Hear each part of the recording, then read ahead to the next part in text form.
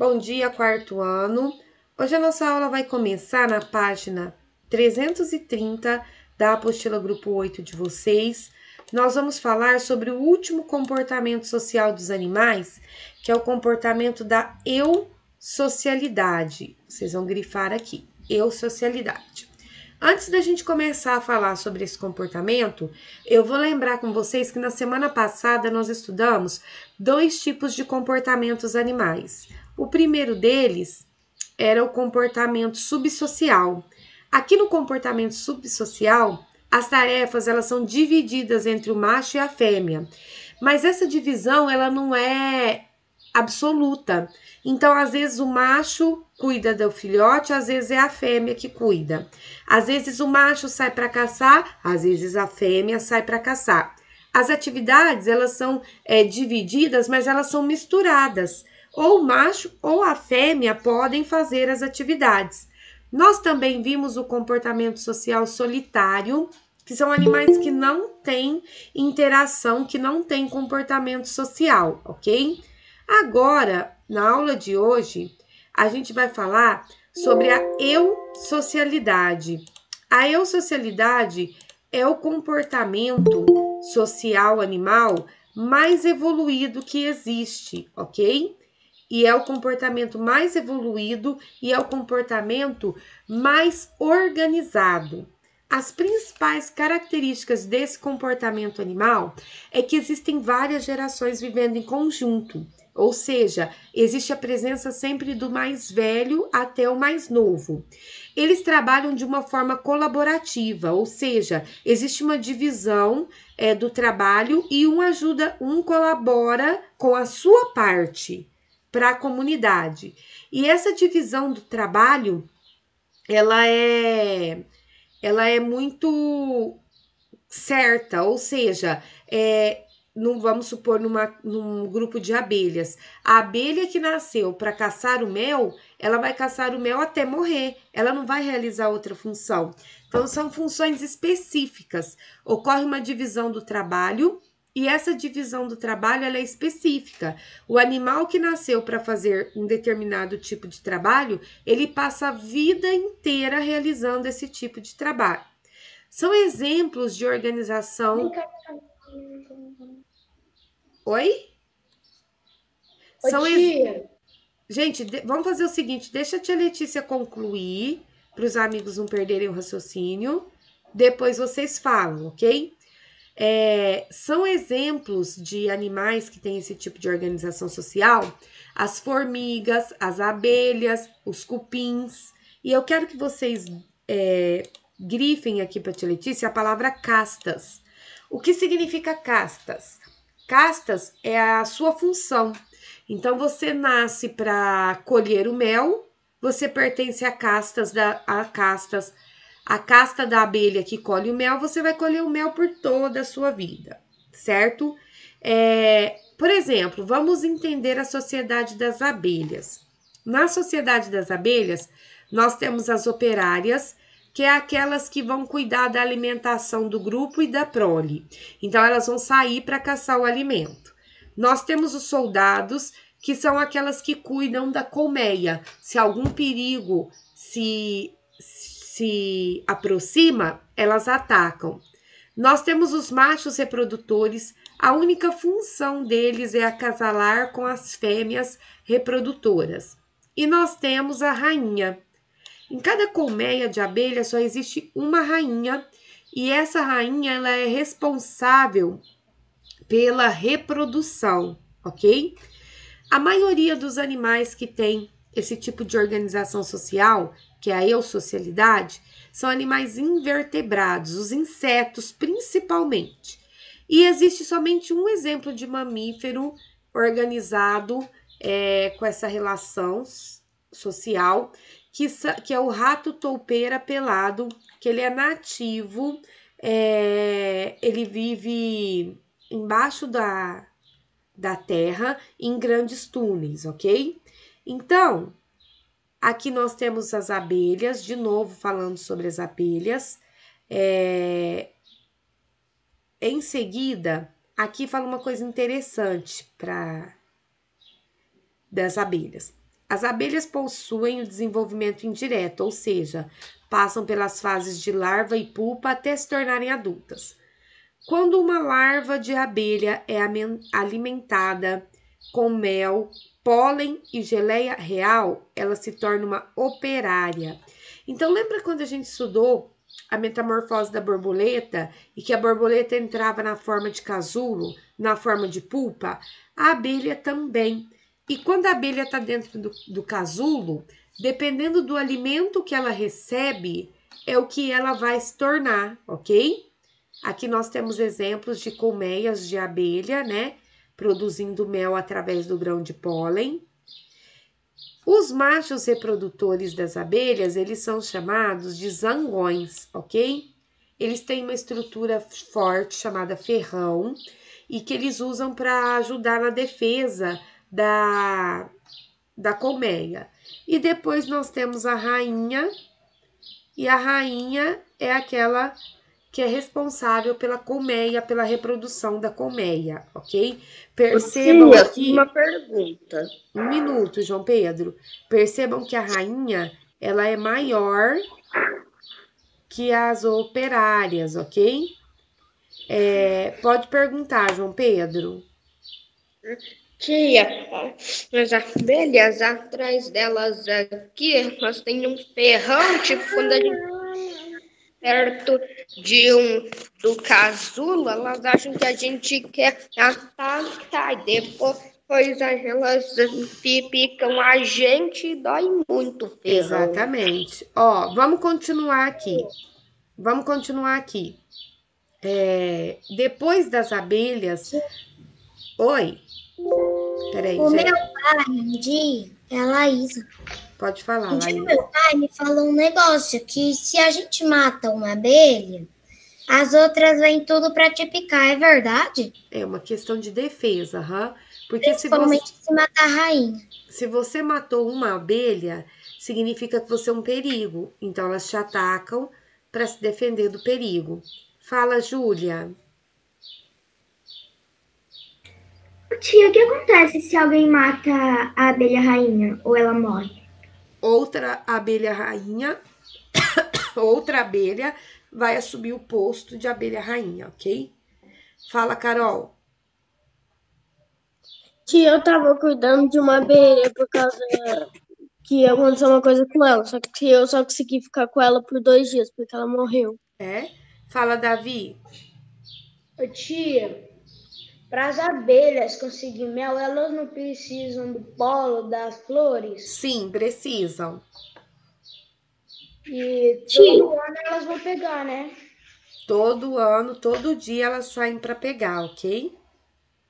Uhum. Fala, Isadora. Peraí, Pedro. A abelha fica tipo inchado. Porque elas liberam um veneninho ali, entendeu? Sim, Pedro, foi o Pedro que perguntou aqui no chat. É verdade, sim. A Lana, muitas abelhas depois que picam a gente, elas morrem porque elas perdem o ferrão. Pedro, pode falar. Mas quando a abelha rainha morre e vai escolher outra rainha para ser a abelha rainha, faz tipo uma votação, não sei. É o seguinte, o que diferencia a abelha rainha da abelha operária é a alimentação. Quando tá dentro do casulo, a abelha rainha, ela só recebe como alimento a geleia real.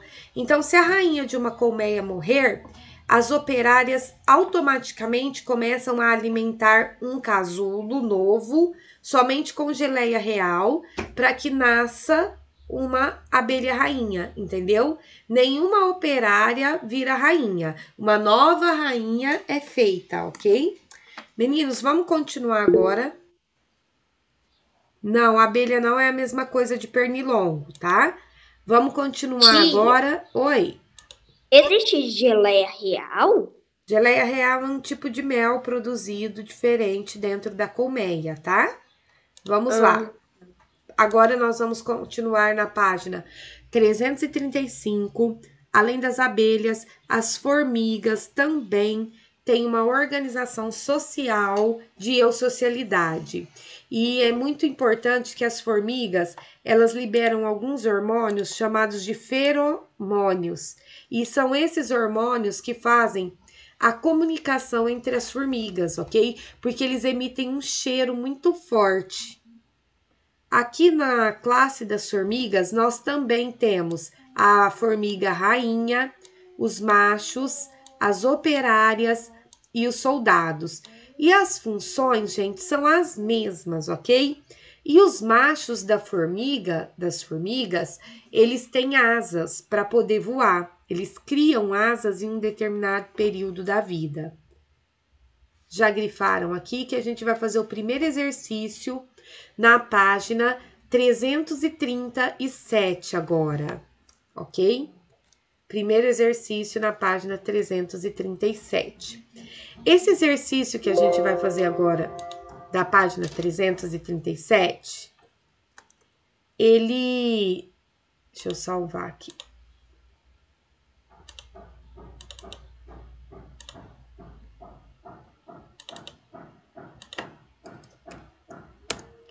Ele tem um texto, ok? E a gente vai ler esse texto que fala sobre os cupins. E os cupins, eles também têm uma relação de eusocialidade. E de acordo com o que a tia Letícia ler no texto, depois a gente vai responder lá embaixo o exercício que está com aquelas imagens, que está com aquelas figuras, ok? Então, eu quero que vocês prestem... Oi? Os cupins, eles têm dentes afiados que eles usam para poder destruir a madeira. Eles comem a madeira, não é? É bem assim, aham. Meninos, vamos começar a leitura do texto, então.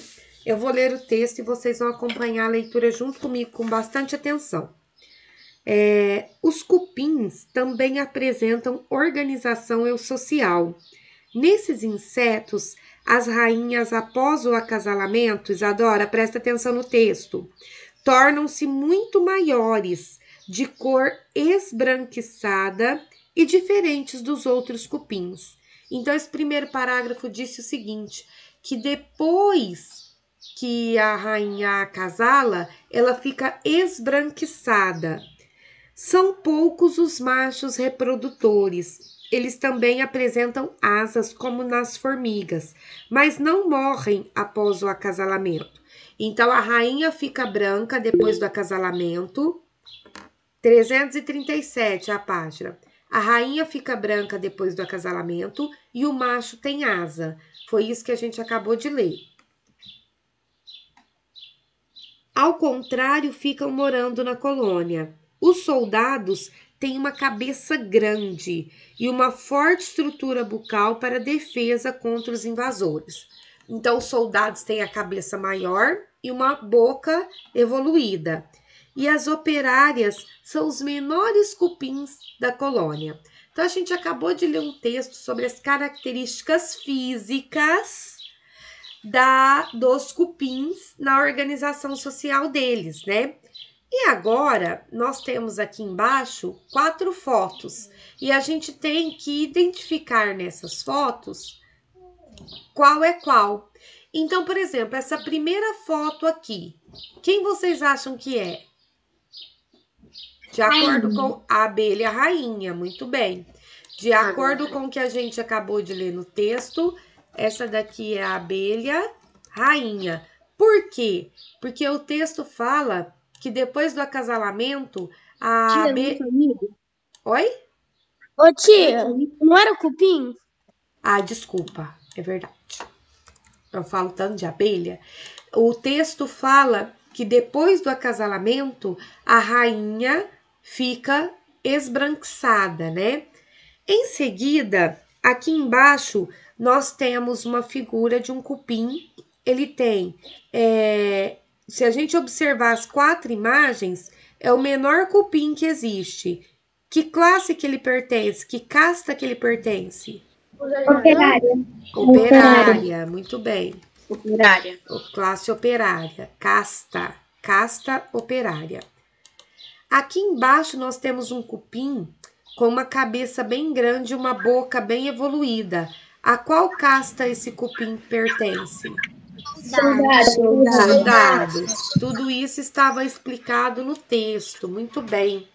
E qual casta de cupim que tem as asas? Reprodutores. Que são os machos, né? Machos reprodutores, ok? Então, vocês vão escrever machos reprodutores. Ô, tia. Oi. Oi? A rainha, ela vira essa coisa branca ou ela... Depois do acasalamento, ela vira essa coisa branca, ok? Ela fica dentro desse casulo, porque os ovos estão aqui e daqui a pouco vão eclodir, certo? Tia, eclodir quer dizer que vai nascer. Isso mesmo. Meninos, vão copiando. Quem já copiou, faz o exercício 2 da próxima página, que eu vou pegar um copo de água e já volto.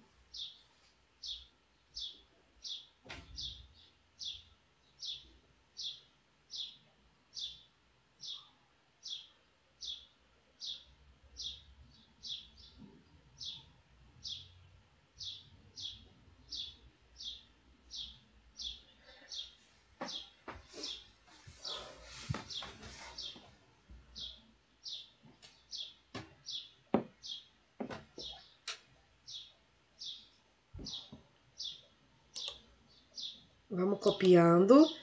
E na página 338, vocês têm 5 animais. Desses 5 animais, meninos, 2 têm comportamento eusocial. Marquem com um X quais são esses 2 animais que têm comportamento eusocial. Marquem os 2 que a gente já vai terminar de fazer esse exercício, tá?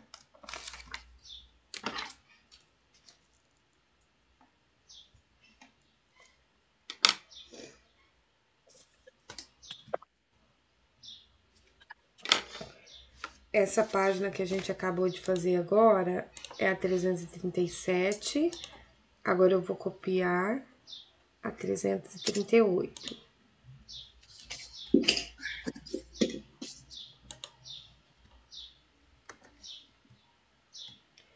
Quais são os animais dessa página aqui, 338, que são eusociais? Quem poderia dizer? A formiga e a abelha. Então, vai fazer um X na formiga e um X na abelha. Muito bem. E agora, o item B. Quais são as 3 principais características dos animais que são eusociais? Essas 3 principais características, elas foram faladas no comecinho da nossa aula. 330. Na página 330, quando eu falei, várias gerações vivem em conjunto, trabalham de forma colaborativa e ocorre divisão do trabalho. Então, a tia Letícia vai escrever cada uma de uma cor para facilitar na hora de vocês copiarem. Então, aqui, várias gerações vivem juntas. É a primeira. Agora, de azul. Trabalham de forma colaborativa, ou seja, o trabalho de um colabora com o outro. E agora, de vermelho, existe divisão de tarefas, né? São as 3 principais características do comportamento eusocial dos animais, certinho? Todo mundo copiando.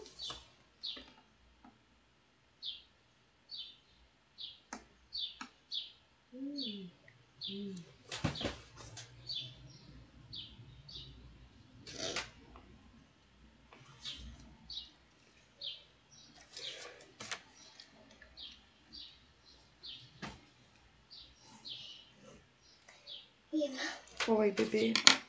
Quero voltar a apagar a luz. Não pode apagar a luz, não, que eu tô dando aula.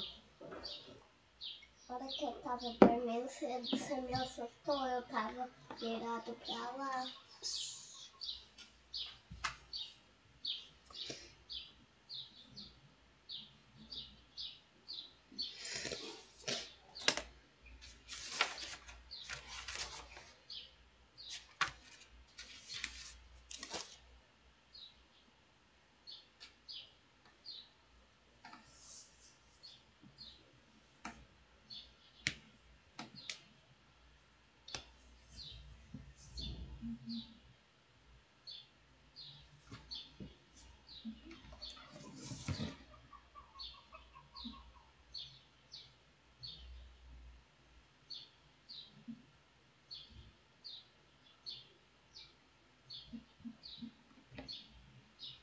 Tia, terminei. Eu vou esperar mais um minutinho e a gente já vai continuar, meninos. Essa então foi a página 338. Vou salvar ela aqui. Aí, depois que vocês fizerem a página 338, vocês vão fazer a página 339, que é a última página da aula de ciências, né? Então, tá aqui a página 339.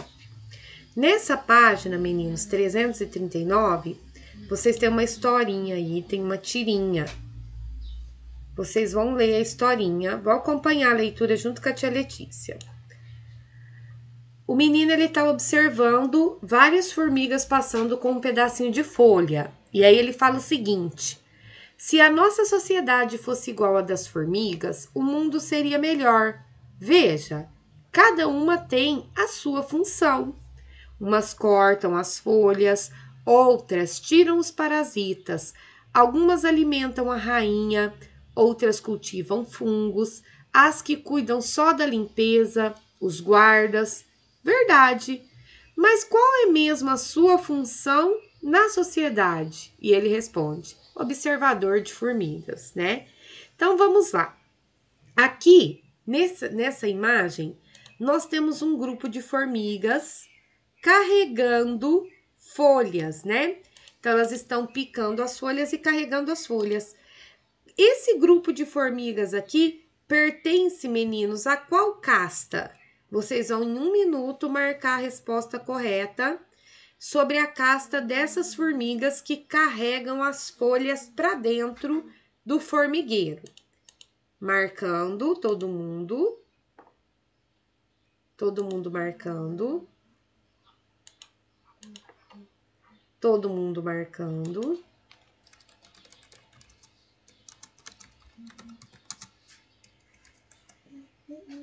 E agora que vocês já marcaram, digita no chat para tia Letícia.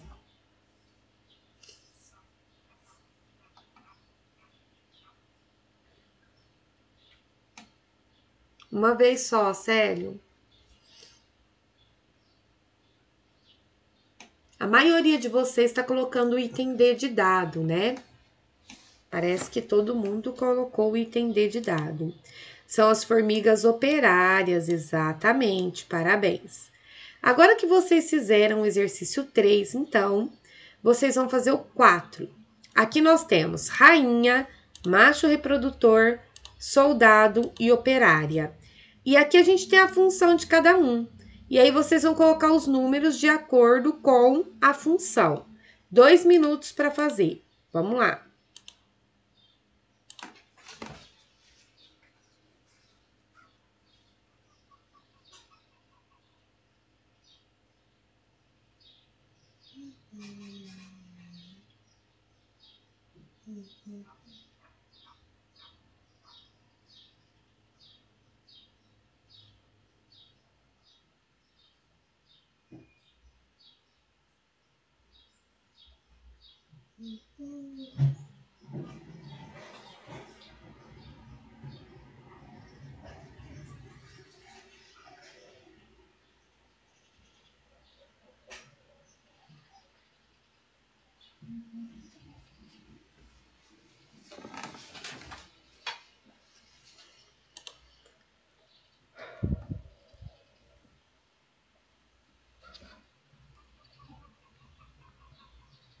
Tia, Oi. as formigas, elas pegam os alimentos para o inverno, né? Porque se elas não pegarem, elas não vão ter comida depois, não é?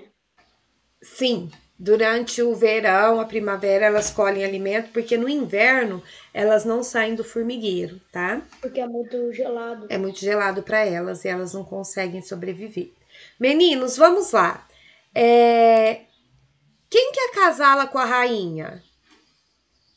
Macho reprodutor. O macho reprodutor. Muito bem. Número 2. A operária não acasala com a rainha.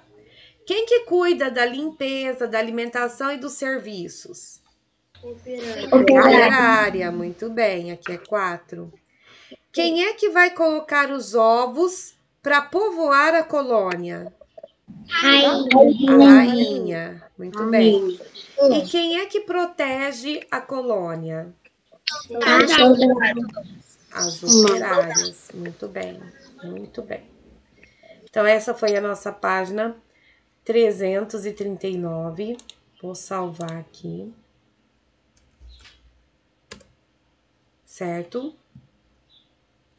Acabamos a disciplina, nossa aula de ciências.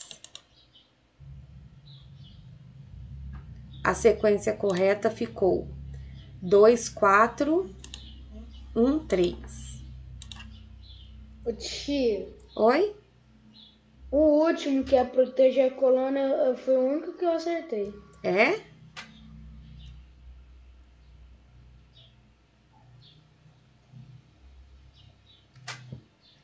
Bom, acabou a aula de ciências, nós vamos falar sobre o trabalho no campo e na cidade, página 342 de história, ok?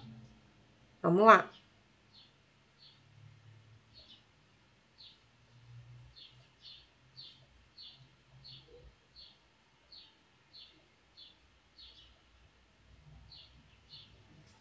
Meninos, prestem atenção aqui na tia Letícia.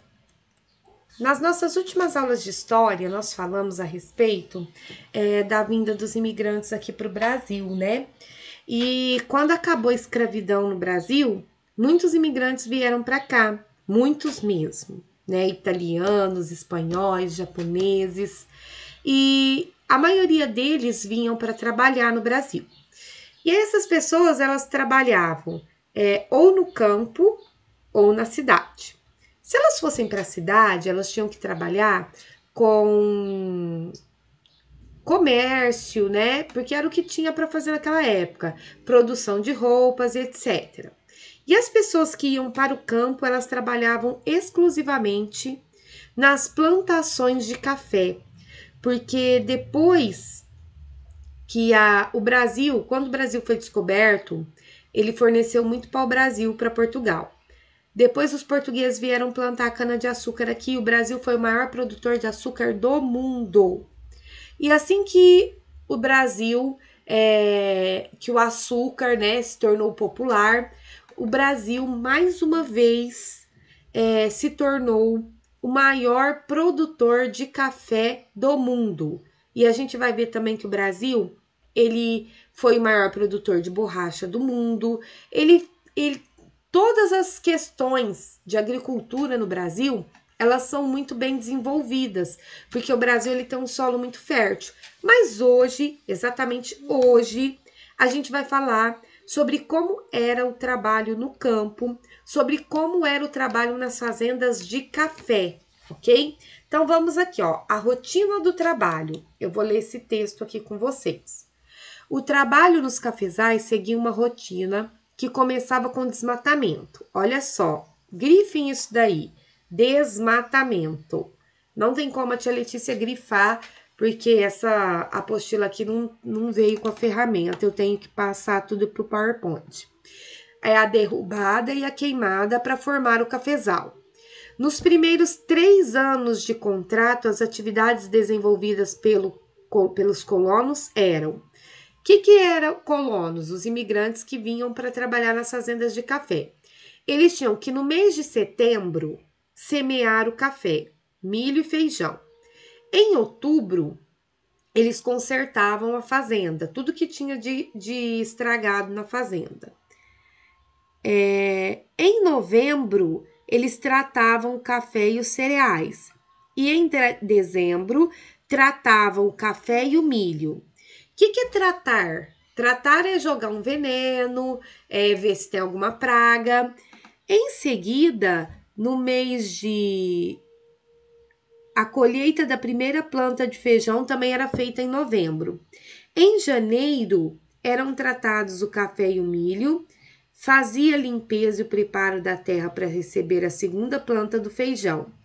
Em fevereiro, eram tratados o café e o milho e semeado o segundo feijão. Em março, tratava-se o café e o milho, né, os cereais, e em abril era tratado o café. Em maio era feita a colheita do milho e do segundo feijão. Em junho tratava o café, em julho e agosto preparava o terreno para receber milho e feijão de novo. No quarto ano começava o processo de colheita da café nos meses de maio, junho, julho e agosto. Então, olha só, o café, ele era um investimento para 4 anos. Então, o que acontecia? Esses imigrantes, eles vinham, eles chegavam na fazenda para trabalhar com café. Só que eles tinham que plantar esse café para o dono da fazenda. E esse café só ia dar café 4 anos depois. Então, até que o café desse café, eles tinham uma rotina de plantar outros tipos de alimentos para se alimentarem, lógico, é claro, e também para vender, para o dono da fazenda vender e ganhar algum dinheiro enquanto o café não podia ser colhido. Carol, por favor. Assim era a rotina de trabalho dessas pessoas, né? Vamos continuar. Aqui nós temos imagens dos imigrantes numa plantação de café no estado de São Paulo. E aqui nós temos imagens das casas que eles construíam para morar, né? Ok. Isadora, ok. Deixa eu fechar isso aqui, gente. Vamos lá. Continuando, aqui nós vamos falar sobre trabalho nas cidades, né? Nas cidades existiam as fábricas, algumas fábricas. E a maioria delas existia no estado de São Paulo, que hoje é o estado mais industrializado do Brasil. E uma coisa muito, assim, algo muito triste acontecia nessas fábricas. Por quê? Porque as pessoas elas tinham que trabalhar muito, mas elas tinham que trabalhar muito mesmo. E elas recebiam poucos salários, salário muito pouco. E algumas pessoas elas trabalhavam até 16 horas por dia. E as crianças também trabalhavam, né? Criança de 5, 6 anos, 7, 8 anos também trabalhavam nessas fábricas. Quando os imigrantes chegaram aqui, eles perceberam o quanto era difícil o trabalho na cidade, muitos deles começaram a virar mascates. O que eram mascates? Saía para vender as coisas na rua, né? E aí foram essas pessoas que foram dando início ao comércio, foram criando estabelecimentos de cafeterias e surgindo assim no Brasil outras profissões como garçom, engraxate, artesão. Por quê? Porque o trabalho no campo já era difícil, mas o trabalho na cidade era muito mais difícil também. Aqui vocês têm uma imagem, uma imagem de uma indústria de louça. O que é louça? Prato, vaso, né? Jarros de cerâmica. Percebam, vocês estão vendo aqui, ó, 1, 2, 3 crianças. Por quê? Porque as crianças trabalhavam, entendeu? Nessa época as crianças trabalhavam. Aqui, essa imagem que vocês estão vendo na página 345 é a imagem de um mascate. Quem eram os mascates? Acabei de falar para vocês. As pessoas que ficavam cansadas do trabalho no campo e do trabalho nas indústrias, elas geralmente compravam essas carroças de boi E aí elas começavam a comprar e vender produtos pela cidade. E elas vendiam na cidade, iam para cidades vizinhas, vendiam o quê? O que que elas vendiam? Frutas, verduras, sapato, roupa, entendeu? Várias coisas. Vocês, pode falar. Esse negócio aqui que tá na carruagem tá parecendo peixe. Eu achei que era banana. Acho que é Mas tá banana. parecendo peixe. Eu acho que é peixe. É banana, ô Davi. Aí, Fiz calça de vendedor de fruta. Se é de fruta e tá de banana. tá, obrigada, Renan. Ô, gente, presta atenção aqui. Vocês já devem ter ouvido alguma vez na vida de vocês o sobrenome Matarazzo, né? Francesco Matarazzo, ele foi um imigrante que veio para o Brasil e ele conseguiu construir no Brasil o seu império. Mas olha só, antes que a gente fale sobre o Império de Matarazzo, eu vou ler a história dele para vocês verem que história interessante. Quando o conde italiano Francesco Matarazzo, com 27 anos, desembarcou no Brasil em 1881, uma maré de azar parecia acompanhá-lo. Logo no desembarque, ele viu naufragar as 2 toneladas de banho de porco que ele havia trazido para iniciar uma atividade comercial no país. Então, ele trouxe 2 toneladas de banho de porco da Itália para vender no Brasil e começar o seu negócio. E o barco que trouxe, o navio que trouxe, naufragou e ele perdeu tudo. Na tentativa de conseguir sobreviver em solo estrangeiro, o imigrante optou por montar um armazém de secos e molhados em Sorocaba, no interior de São Paulo. 2 anos mais tarde, ele começou a traçar a sua trajetória de sucesso, que marcou o sobrenome Matarazzo na história do Brasil.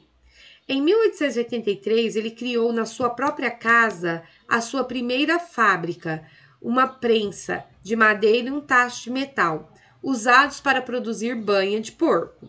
Naquela época, o café era o produto mais importante do Brasil, mas o conde optou por investir em outros produtos que eram essenciais à mesa do brasileiro. Deixa eu falar para vocês o que acontecia naquela época, gente. Todo fazendeiro que existia no Brasil só queria produzir café, porque o café valia muito dinheiro. E o Brasil deixou de produzir itens essenciais para a sobrevivência, como arroz, feijão, animal para ter carne. E foi esse Matarazzo que teve a grande ideia de produzir esses produtos que tanto o brasileiro precisava e que ninguém estava querendo produzir. Por isso que ele deu sorte, né? Vamos lá. Naquela época, já li. O primeiro salto na carreira dele foi exatamente a ideia de vender a banha de porco em lata. Naquela época, boa parte do produto vinha dos Estados Unidos e vinha em barricas de madeira, barril de madeira. E chegava aqui no Brasil estragado, porque imagina, gente, banha de porco vir dos Estados Unidos para o Brasil de navio num barril de madeira, sendo que o navio não tinha nem ar-condicionado nem ventilação. Muitas vezes o produto chegava aqui no Brasil e ele já chegava estragado, né? A aposta deu certo e essa foi a primeira das mais de 200 fábricas que compunham as Indústrias Reunidas e Fábricas Matarazzo, que chegaram a empregar aproximadamente 30 mil pessoas naquela época. Os ramos da empresa também foram se diversificando e no fim da primeira década do século passado, ele já havia se consolidado como um dos empresários mais importantes dos ramos de alimento, tecido e óleo. Então, Francesco Matarazzo, ele veio para o Brasil e ele teve a grande ideia de produzir no Brasil tudo aquilo que ninguém queria produzir. E com isso, ele construiu no Brasil mais de 200 fábricas, ok? E ele se tornou muito rico, um dos homens mais ricos daquela época. Bom, explicada a matéria, essa matéria, agora nós vamos para o primeiro exercício da página 346. Vamos lá.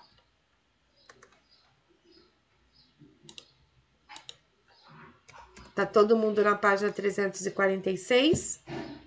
Meninos, aqui na página 346 fala o seguinte: Leia novamente o texto sobre a rotina dos imigrantes que vinham para trabalhar no campo, que está disponível na página 342. Foi o primeiro texto que eu li com vocês na aula de hoje. Então, nós não vamos ler novamente, a gente já vai responder. Quais eram as primeiras atividades realizadas para se iniciar o cultivo dos cafezais? O que era a primeira coisa que tinha que fazer antes de começar a cultivar, plantar o café?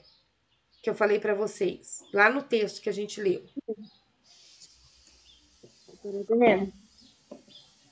Oi, Arthur? Preparar o terreno. Oi? Preparar o terreno. O que significa preparar o terreno, quarto ano? Significa para poder plantar alimentos? Então, mas era para plantar alimentos, mas preparar o terreno implicava em qual ação humana? Qual era a ação? Desmatamento? Opa, falou aqui o Pedro, desmatamento. Então, as primeiras atividades eram desmatamento e preparação do terreno, ok? Desmatamento e preparação do terreno. Copiem aí. Adriana, eu comprei galinhada e dá para você, tá?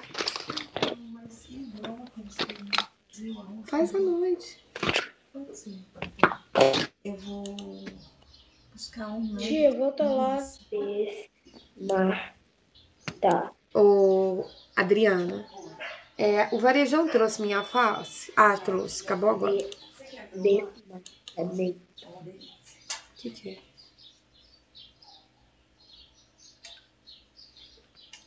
Você sabia que pode fazer contigo? Pessoal, depois que a gente respondeu a primeira pergunta, nós vamos responder a segunda. Pela leitura do texto, a gente pode afirmar que só existia o cultivo do café? Pela leitura do texto e não pela aula. Sim ou não? Sim ou não? Interage comigo, gente. Pela leitura do texto, só cultivava café? Não. Pela leitura do texto, aliás, o texto ele ficou até meio chato, porque tava aqui, ó, plantava o café, os cereais, em dezembro o café, o milho, depois em janeiro o feijão. Por quê, gente? Por que existia nessa época desse texto plantação de milho, feijão e outros alimentos? Porque o café demorava 4 anos para começar a dar café. Aí depois de 4 anos, 5 anos que se passaram e que todos os cafezais estavam produzindo café, que aí os agricultores, os donos de fazenda, pararam de produzir arroz, milho, feijão e esses alimentos começaram a ter que ser importados de outros países. Então vamos lá. Pela leitura do texto, é possível afirmar que havia somente o cultivo do café? Não. Eles também plantavam milho, feijão e cereais até que os cafezais começassem a produzir o café. Esta é a resposta, né?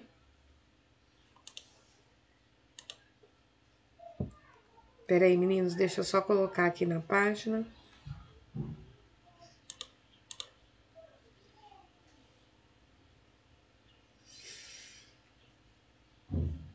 Ah, espera aí, não projetei a aula. Pronto.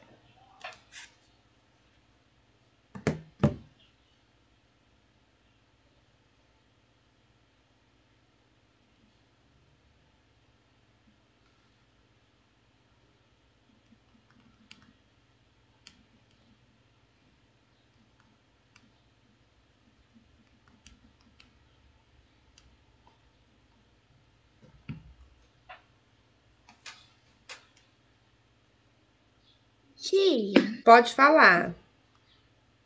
participou da aula tem que mandar foto para você? Sempre, sempre, sempre, sempre.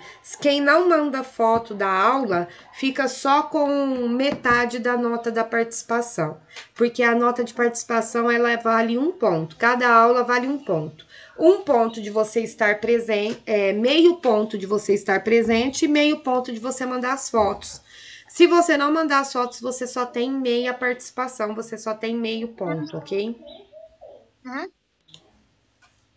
Já responderam aí? Não.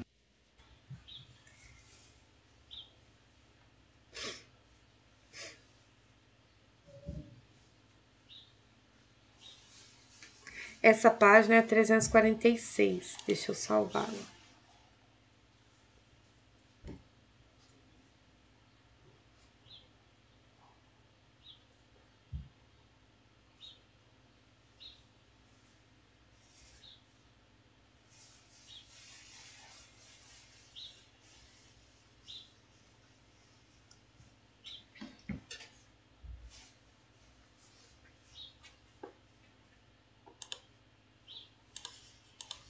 Adriana, a Patrícia acabou de me mandar uma mensagem falando que meu terreno já quitou. Já quitou, não preciso pagar mais. O seu vai ser por último. Você vai ver o desconto, tá na frente do seu. Meu quarto vai ser do tamanho do meu. Eu também, Isadora. Eu também, Isadora. Queria que voltasse logo. Mas, enquanto não volta, né? Meninos, vamos terminando. Essa é a última página que a gente vai fazer hoje. As outras páginas eu vou deixar para amanhã. Amanhã eu tenho aula com vocês? Tenho. Amanhã a gente já vai acabar o grupo 9 de história, tá bom? Porque essa semana eu tenho que acabar todo o grupo 9 com vocês. De história, geografia e ciências sociais, tá? Para semana que vem a gente começar o grupo 10.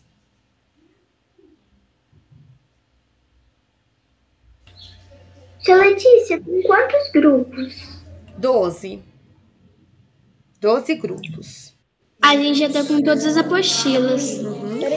Ó, presta atenção, meninos. Não vamos dispersar, não, que antes de acabar a aula eu preciso dar os recadinhos principais para vocês. Então, vamos lá. A nossa aula chegou ao fim, né? Então, Letícia, Oi? antes de todo mundo falar assim, ó. Vai, Maria, fala. Minha irmãzinha tá falando tchau. Ah, tchau. Como que ela chama? Maria Eduarda. Tchau, Maria Eduarda.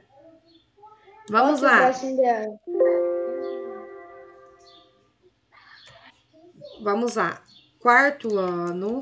Hoje é dia 3 de novembro. Vocês estão acompanhando a minha tela aí, meninos? Sim. Eu vou escrever aqui agora tudo que eu dei na aula hoje. Então, nós tivemos a primeira aula, foi aula de ciências, ok? Primeira aula foi aula de ciências, comportamento social de animais. Grupo 9 foi das páginas 330 até 339. E a foto? Vocês vão mandar foto de quais páginas para a tia Letícia? Vocês vão mandar foto somente das páginas 337, 338, 339. Essas são as fotos que eu preciso da aula de ciências. Mas nós também tivemos aula de história. Aula de história, que foi sobre trabalho no campo e na cidade, que foi também no grupo 9, começou na página 345 e terminou na página... Qual que é essa página aí que vocês estão? 346, né? E dessa aula, vocês vão ter que mandar foto da página 346, certinho? Então, essa foi a nossa aula de hoje. E aqui está bem escrito quais são as fotos que vocês têm que me mandar. E assim, podem sair e mandem a foto agora, tá?